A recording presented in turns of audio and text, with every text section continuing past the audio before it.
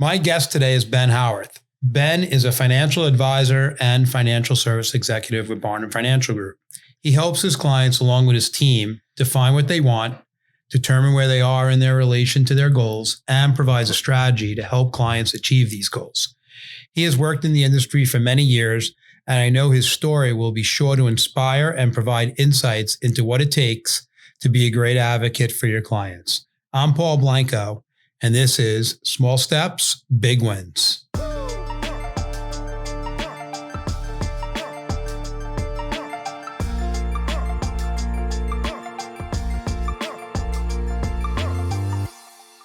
Well, welcome to the show, Ben. I'm so excited to have you here. And I know that you were doing a little work last week. I get nervous when you're out in the field on tractors and stuff. And I know how you grew up, but it does make me nervous that you're out there doing that stuff. We need you. So, right. But welcome. Did you have fun doing it at least? Had fun. It was good to get outside and, actually do some manual labor and not push a pen and talk on the phone and be on Zoom meetings. So nice to get outside and get some sun, but appreciate you having me. I'm excited to be here. Yeah, well, thank you. And so, Ben, you've had an amazing career so far. And, I know you're really just beginning, but I'd like to go backwards a little bit and try to let the audience understand how you got really started in the career and what attracted you to financial services. Yeah, it's a good question. And I've, kind of thought a lot about that throughout my career. And when I was younger, I always wanted to do something with stocks. And there was actually a movie called Secret to My Success with Michael J. Fox. I don't know if you've ever seen it, but yes, I could always see myself. He was in the mailroom and kind of worked himself up into the CEO position. And I always really liked helping people, wanted to do something with stocks. And that's kind of how I got into it. Looking in different career paths in college and decided, hey, I can help people. I can manage stocks. I can do insurance, and thought it was going to be a good avenue for me to do the things that I liked. So it's interesting. So you come in right out of college and, you have this vision for yourself. And did you hit challenges early? And then were those different? Like when you were 5-8 years in than they were in the beginning? 100%. When I first started, one of the reasons why I chose this company was I had two different options. I could have gone to UBS and been somebody's, errand guy for a couple of years, or I could have started and really been entrepreneurial and be on my own. And I said, listen, I've got the makeup to do this. I can do this. I want to make a bunch of money. But challenges when I first started, I remember sitting at my desk. We had the one cards that we had to draw out, your market match. Sure. And I had my computer, I had my market match, and I had a phone. I said, all right, I'm here. Now what the heck do? I lived 50 minutes from the office. My mom's a teacher. My father was in the lumber industry. And I'm like, all right, it's not like I've got all these people to call. And even if I did, who am I? What do I do? So when I very, very first started, it was challenging. And 21-year-old kid, I looked like I was 12 without the goatee. I probably still would look like I'm 12. But I don't know about 12. Maybe not now. Maybe 25. Maybe 25. Maybe 25. My hair's getting thin, so right. But it's tough when you first start because you don't know what to do. So what I did was I really tried to lean on experienced advisors. There was 2 advisors in the office that I would go out with, and my manager at the time. And what I tried to do was take a little bit from everything that they did and mold it to my own personality. And I think one of the areas I got myself into trouble is I thought I could do it on my own. And the problem is that when you first start, you don't know what you don't know. And that silent objection from the client may be that they know you don't know what you don't know because you look like, you're a young kid and you don't have the experience. So I think as I moved throughout my career and that changed and said, listen, I got to lean on these people more. I got to bring more people. I got to utilize the resources that I have available to me to help me close more cases. And yes, I had to split some of the business, but that was my cost of education. And the next case I was able to do better on my own, and the next one better on my own. So those were some of the really, really early challenges that I had in my career when I first started. It's interesting, and I appreciate you sharing that. And, a lot of advisors, obviously you're in sales, even though you're getting, I always try to think about, we're not like selling widgets here. You're helping clients make financial decisions. And I think that once you get the facts and their goals, really the only thing you're trying to do is help them through procrastination. And it's not really sales. It's just getting them to make a decision on the things they already agreed to. But advisors have egos, and sometimes that gets in the way of doing the joint work or learning like that. And I think what you said was really important, that, and make sure you guys realize this, he paid for that, but it's like college. You want to pay for it, but you don't want to pay for it twice. So you better learn along the way and take all the stuff out of you so you can use it in your business. And then I think the other thing too is learning one product really, really well. It's like you're honing your skills, you're adding arrows into your quiver.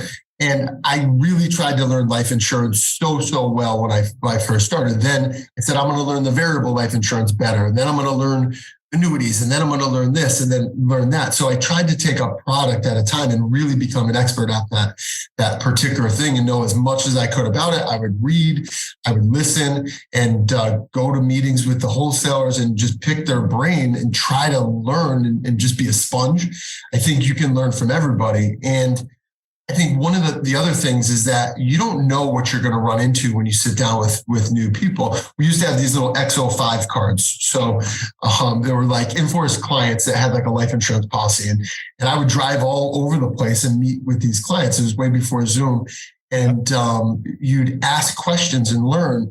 And you either learned how to ask questions better, you learned how to overcome objections, but no matter what you were learning and what you were doing. And I think that helped me throughout my career. It also helped me train newer advisors as I try to mentor some people now.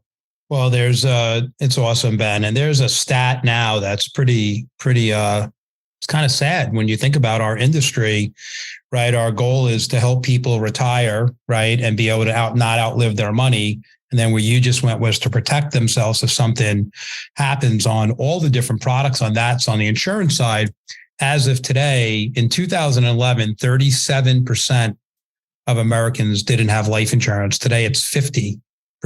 And it's 101 million Americans are either underinsured or uninsured. And really, as an advisor, for everyone listening, it's a great place to start.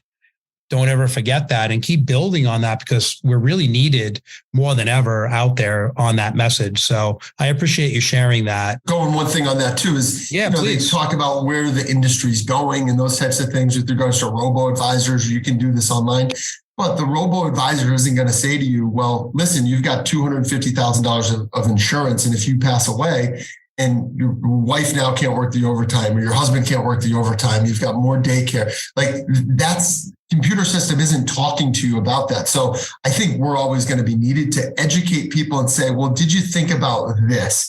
And ask those really tough questions that maybe they weren't thinking of and looking at it in a different perspective. And that's what we do every single day in helping people to decide on how do they protect their families? How do they retire? How do they do this? And which is why I think we're always going to be needed. Yeah, when I started over 30 years ago, 5% of the business was done through the mail.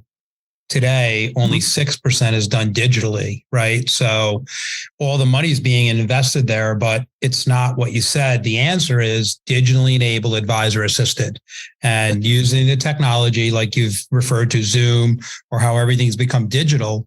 But that's the future. No one's ever going to do it without an advisor. So I agree with you on that. So, you're going through this. You obviously didn't start in the mailroom, so that's good. Today, you fast forward and we'll get into, you are a CEO, which is amazing. And you're in the top probably 0.5% of the whole industry in terms of the level of business that you've built and your team. Was there a turning point in your career where you said, all right, I know you well enough to know you never will say you arrived even today, but was there a point that you said, it's clicked, I get it, and like I am going to become the CEO, and that vision you had from the Michael J. Fox movie, you could see the reality was going to happen? Tell me about it. And maybe there was multiple times that happened. Yeah, there was definitely a couple of times throughout my career. I think one of the things that I said very early in my career was that no one is going to outwork me. And I may not be the smartest. I may not have the best natural market. I may not have, the best lead sources or whatever. But if I just work harder than everybody around me, I'm going to be successful. So that's something that I've adopted and continued throughout my career. But I think one of the major turning points for me was not just leaning on, well, there's lead sources. I said, when I first sat down, they said, if you see 15 people a week, you set 15 appointments a week, you're going to be successful. The way I looked at it was I said, all right, well, that's 60 people a month. I don't know 60 people that every month over month I can get in front of. So how am I going to do this? So I tried to break it down in very small bits, and I call it my bucket theory, where I said, well, if I can meet a couple mortgage brokers, if I can meet a couple accountants, a couple real estate people, a couple property and casualty people, and each one of those people could give me one or two new people to sit down with a month, then that's part of the 60 people. So I'm not fishing all in the same bucket. So I had to network. So I kept really, really close track of my hours, my dials, but also my networking hours and how many times I was sitting down with an attorney, an accountant, a mortgage broker. And I tried to build this network of people so that now my business last year was 86% of our new clients that we brought on or new dollars were really referred to us. And that was a major, major turning point in my career because I still did all the other stuff. I still called the XO5s. I still mailed out mortgage letters to people that recently bought a mortgage, still did joint work, but I added a little bit more. And by doing that networking, it really, really helped me to work smarter, not harder. Yeah, it's great. And, it's interesting as you're saying that, I'm thinking as a client, you've built sort of an asset allocation for your prospecting because it's so critical, but you didn't say, all right, one source or no sources. And when you fast forward to today, because that was early career, is it the same model? Is it different? Yes. Are you adding legs to that allocation all the time? Or is it pretty much you got your 6 or 7 sources and you're there? Yeah, always adding sources, especially now with Zoom, we're kind of all over the country, so we're meeting new people. But I think what I didn't realize very early on by building those referral sources, it wasn't just good for me, it was good for my client. I'm now helping the clients with their estate plan, helping clients with their taxes, helping clients sell their home, their property and casualty. So I built a wall around the client where they got great advice and great resources, but then I learned about what was going on there. So I still do that today. I meet with a number of accountants, attorneys. I think one of the things is now that I kind of got like super networker, right? So it's like I've got 1 or 2 attorneys, 1 or 2 accountants that I use depending upon the areas, but I still branch out and meet with new people. But we've continued to build and try to meet new people in the industry because it sharpens my pencil as well when I'm meeting with clients. It's exciting. So you had this mindset, right? You start out as a solo practitioner and, you're going along the way and you're on this journey. You said a couple of things that are important. If you're sitting somewhere and write it down, if not, go back and listen and make sure you get these notes. But, Ben talked about 1, hard work, 2, lifelong learner, right? Which I think is really great. And, kind of checking your ego at the door and be willing to be that sponge and then networking. But some point in your career, probably 5, 6, maybe 8 years in, you decided to start teaming and building that enterprise. You probably hired your first staff person probably a little earlier on than that. Yeah. Why don't you talk about, going from that advisor role to really becoming a business owner and then fast forward to today being an entrepreneur and how that mindset worked for you? Yeah, 100%. I think hiring staff very early on, what we did was there was 3 of us and we split 1 staff member. And I did the math. Like I knew if I wrote 1 more case, how much each case size was worth. I knew how many dials I needed to make in order to sell 1 more case. So I said, if I can free up, I split a sales associate, like a staff member. If I can free up 10 hours, how many more sales can I do? And is that going to pay for their salary? So I did it with one. I split that one person with 3 people. Then we went down to 2. Then I went to just me having one person. Then I hired 2 staff members, and we've continued to build. And managing is definitely something that is difficult and probably one of my biggest challenges, right? Because the hard part is they may not have the same work ethic as you, and it's hard. But I knew I couldn't do it alone. I was always a team sports guy. I played baseball, I played soccer, I played basketball. So I knew I needed a team around me because I just couldn't achieve it alone. I needed help so that I could do what I was good at and let somebody else do all the other things so that I could replicate more sales and more cases. So that's really how I got going with that teaming aspect. And we've continued to build. We've got 9 full-time sales members, and then we've got some team members that are advisors that we work with, but just staff members, 9 full-time people now that are doing paperwork and reaching out to clients to try to deliver that unparalleled experience to clients. Because if they have that unparalleled experience, they're going to refer you because they want other people to have that same experience that they have. Yeah. And now let's think about it, guys. When did you hire your first one? Probably 12, 13 years ago? More than that. I mean, yeah. I started in 2002. So it was probably 3 years in that I split somebody. Yeah. So probably 3 years in, I had so 18 years ago, you start with 1 staff. And today, you have 9 full-time staff people on your team. And then those 9 people support how many advisors?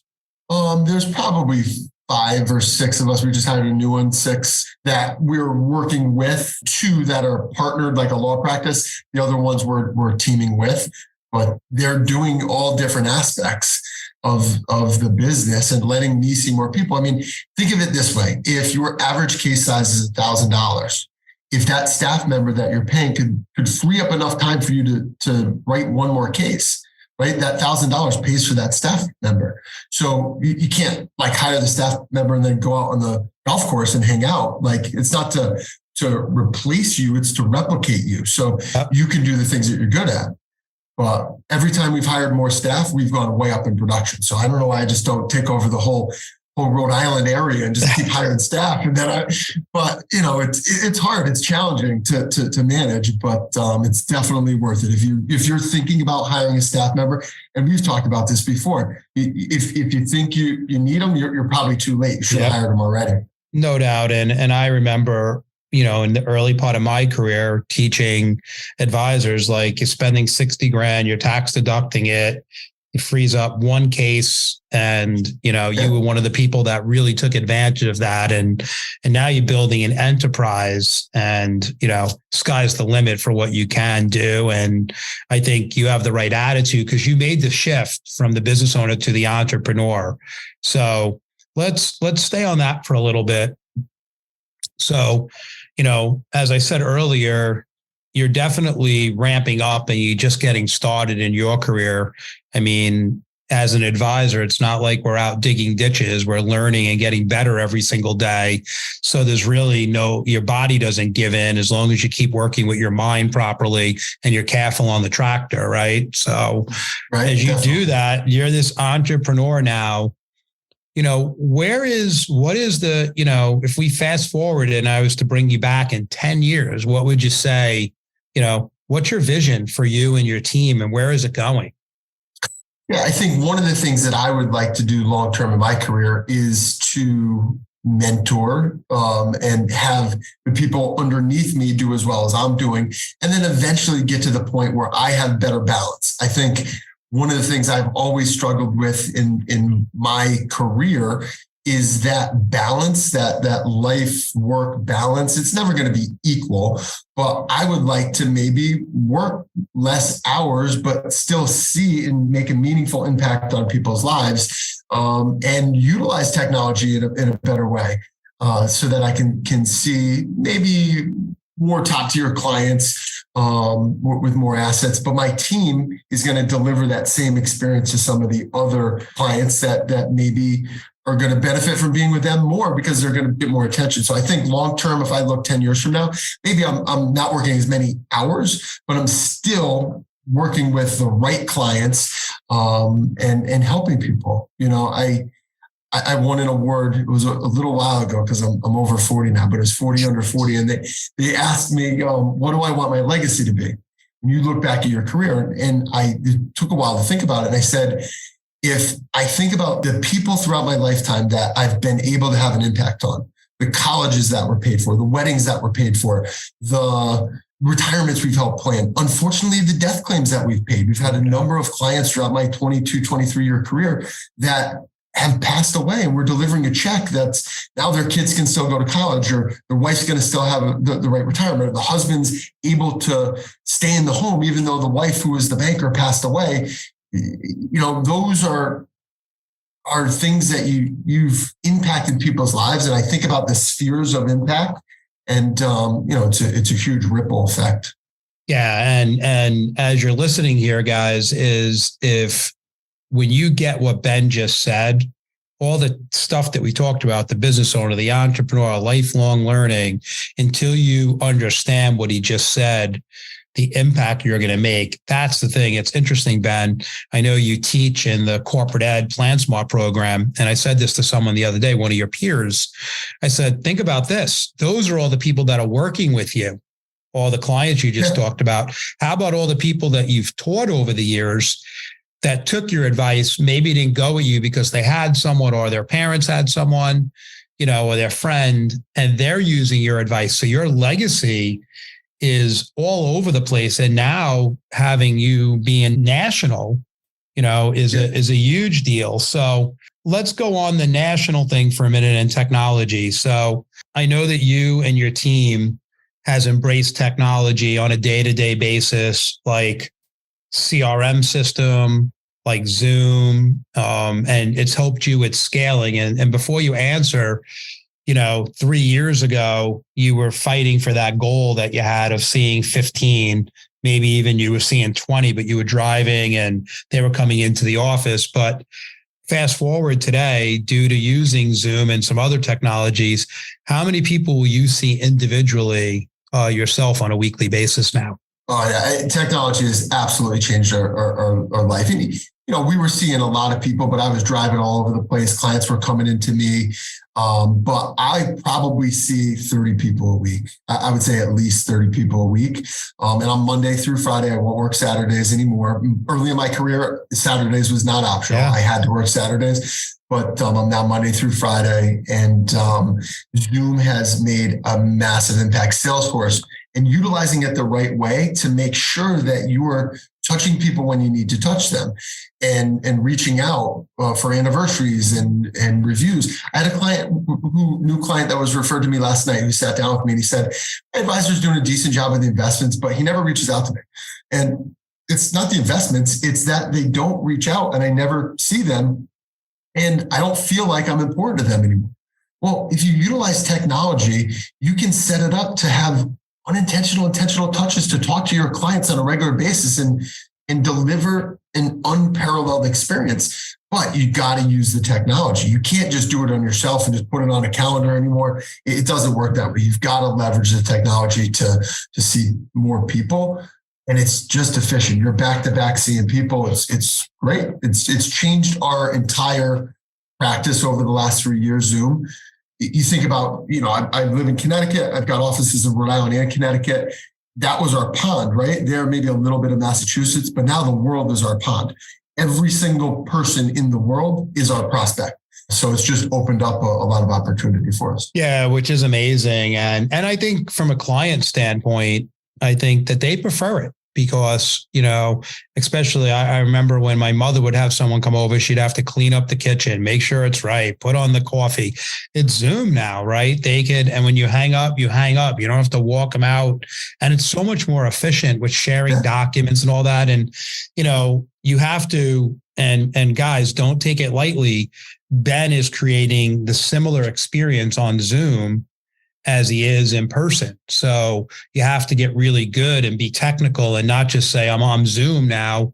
You have to do all those other things. And Ben, go a little deeper. I think too many people don't understand that when you talk about a CRM system and touching base with your clients at the right times and having it automated and all that good stuff, but you're doing a lot more with stuff with Salesforce, meaning your workflows of how you communicate with your team and your 9 staff, your emails to your clients are automated. So what's your mindset around that and your team? Yeah, so we use Salesforce for everything. It helps us. We've got a practice manager now that tracks tasks, make sure that all the tasks are done. But if you've got to reach out to a client, a life insurance client, and say, hey, we've got to make a decision on this, and you just put a task in a week from now, you just plan it out. If it's a client who was hitting a significant work anniversary, I talked to him about it last year in our discussion. He said, oh yeah, I'm going to hit 30 years this year. It was in the Salesforce system. We use it for marketing. So we market to Salesforce. How many times have we reached out to the client? Every email I send the client gets pulled back into Salesforce. So it's saved so that when I meet with a client, I know exactly what we talked about recently. We use it for clients that hit 59 and a half. That's a great age to talk to people. We market to that. 64 and a half, we market to Medicare. 70, now 3. You had different iterations for the RMDs, but we're reaching out to people and trying to deliver timely information that how would you ever be able to do that before without a CRM system to track it with Excel? Like, how do you, it would just be impossible. You took the words out of my mouth. I know there's people out there that are using Excel or maybe not using anything. But I also think that, the way Ben's talking, he's talking about the tool, but you have to put a lot of effort in, and you use the word manage earlier, but you have to really lead your people through that. And you truly are an entrepreneur and you do that naturally. Many of you on the call, as you launch that into your practice, you have to be very intentional how you do it, because it doesn't just happen by mistake. You don't just show up and buy a tool and then it works for you. So, congratulations on your vision for that and how you're leading through that. I think the other thing is you've got to realize where you've got your opportunities. I won't say divisions, your opportunities, right? Technology was not really my thing. So I surrounded myself with, hey, I need to hire some people that are really good with technology so they can help me. I've got the vision. I can tell them what I want and they can help me with some of the output. And Barnum, some of the team members there and the things that they're building inside of Salesforce, you don't even have to think about it. Like the vision is built and you just have to utilize the tools that are there. You know where you have your strengths and areas of opportunity and hire to that. Yeah, it's great. So talk about teaching. You do a lot of teaching and you're teaching in corporations, and it sounds like that has changed dramatically, right? Because you used to drive to those corporations, all over the place, early career. Now you're doing them Zoom, but now you're teaching on a national basis. And has that changed a lot, or is it the same thing? And you're just seeing clients differently? Yeah, I think it's changed the actual dynamic in the workshop. So one of the things that's great in person is that you're getting people to talk. And when we first started and made the transition to teach on Zoom, it took a while to get used to trying to engage people. So you definitely have to engage people, but you're transitioning from that. It's the same information. It's the same deliverables. And then you're giving them a great experience. They can sit at their desk. They can hopefully not be doing too many other things while you're talking, but they can be doing some other stuff as you're going. It's convenient for them. Their spouses can get on. So it's really been great. But a lot of times with teaching, you are doing pro bono stuff like you talked about earlier, and they're taking that information and moving forward, but you're helping people. There was a girl, she's probably in her mid-20s. She had a ton of college debt. And I sat down with her and just went over a budgeting system, right? I didn't make any money, but I just helped her with budgeting. And about a year later, she emailed me and said, Ben, I just bought my first condo. If I didn't do that budgeting system, I never would have been able to do that, right? I didn't make any money with her, but who knows what happens in the future when she has a family? Who's she going to call to help her with life insurance? Who's she going to help with her retirement plan? When she inherits money, who's she going to call, right? So just do the right thing for people and it will work out, right? You can't always not make money, right? You got to meet prospects without money, but do the right thing for people and it's going to work out. But you have to care. You got to care in this business. Yeah. And thank you for sharing that. So staying on that, Ben, you talked earlier about the network and all the people you've touched and all the stuff you do, but, we can't thank you enough here at Barnum for, we've talked about that you should service the communities that you work in and live in. And you've taken that to the umpteenth level, being on the board of the foundation, Barnum Foundation for Life, but single-handedly, just from a vision standpoint and helping us do so many different things. But why don't you talk about your mindset of giving back to your community and paying it forward? With my family, we've always been fortunate to be in a good spot and always learned to give back. But I think with Barnum, with the Foundation for Life, one of the first events that I went to was one of the Bikes for Kids events. And we give out, for those of you that don't know, about 500 bikes a year to underprivileged children. We did prior to the COVID and not being able to get the bikes. But the impact that you have on the children, there was a child at one of these events, and it was at a home for children that had been taken out of their house and because they were in a bad living situation. And one of the little kids, as we brought like 20 bikes to these children, they're like, "You mean we don't all have to share the good bike?"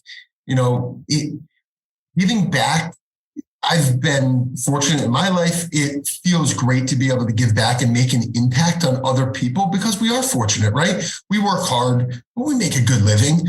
And if we can help somebody else, put them in a better financial position, put a smile on their face with a bike, or we just did an event with a Make-A-Wish child and made their wish come true. It just makes you feel good at the end of the day.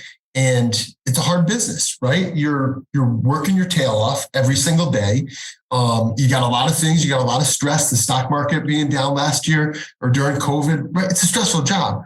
But at the end of the day, if you can make an impact on people's lives and what you do, and then make an impact in the community, you feel good about yourself at the end of the day. And that's part of why I do it selfishly, is because I feel good being able to do that and make that impact. It's great. I want to go back to something you said earlier. And, I would say that as someone, just sitting here watching what you're building and growing and just beginning in your career, your statement about having more time for yourself, I think you've done a really good job of balance, because remember, balance is always in the eye of the beholder. And, people are running around our society and seeing things on Instagram and thinking, well, I have to do that, or I have to have this balance. And you have to do what you enjoy in life. And I think you've done that. And I know that you're more present in the moments. And that's what, as you continue to grow, just being more present, I think is what you need in your life. Right. And maybe not doing some of the, I think as you're building practices, everyone here, you get to give up some of the things. Ben did the paperwork and stuff in the beginning, but then he got to give that up. And that's how you continue to grow and move on. But, I really commend you for all that stuff. I think being present is important, right? Like wholesalers will say, "Hey, can I take you out for dinner or steak?" Like it just doesn't do anything for me. When I'm here, I'm here. Yep. But when I'm with my friends, with my family, with my spouse, I want to be there and I don't want to worry about work. So I think being intentional about that, being present, is important to have that balance, because it's never going to be equal. But being intentional about saying, I'm going to be where my feet are. Correct. And I think that's important for balance. Yeah. And I think, for some of the people just getting into the business world, be careful with that, because, you might think balance is X and it's really Y, right? So Last question for you. I mean, like I said, top 0.5% of the industry, we talked about where you're going to go 10 years, but immediately you got great momentum now. What's next? Yeah, never stop growing. I think, we want to continue to just grow. I mean, I love what I do. I love the impact that we have on people every single day. I get up in the morning and I'm excited to go to work. Maybe not the day after vacation, but most every day I love going to work. Was today your first day back? No, Monday was my first day back. I was going to say, damn, I got you. I was struggling Monday morning, getting out of bed, especially after, doing as much work outside as I was. Did you get up and work out before you got to work? I did not. That's that's not my thing. It used to be my thing, but I love what I do every day because we get to make an impact. I was here late last night with a client, but I made an impact on that person's life. So I love what I do.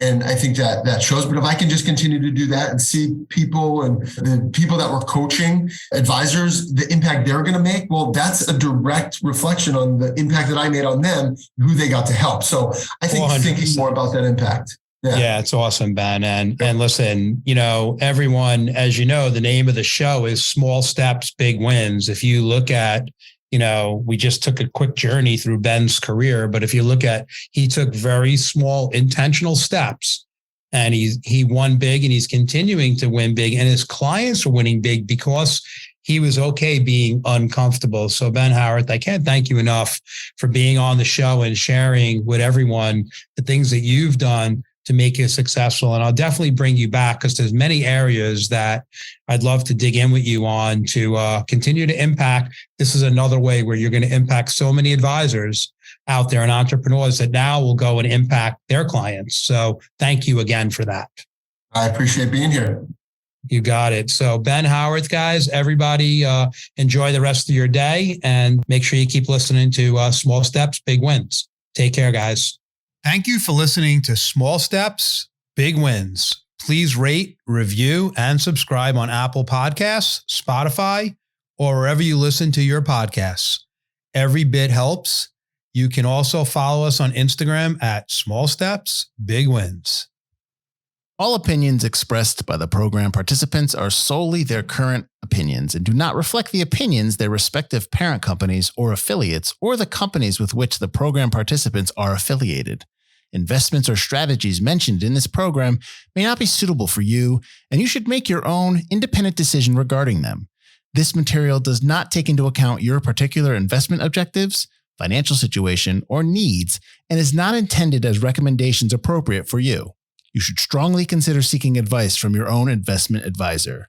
Securities and investment advisory services offered through qualified registered representatives of MML Investor Services, LLC. Member SIPC, 6 Corporate Drive, Shelton, Connecticut, 06484, telephone number 203-513-6000.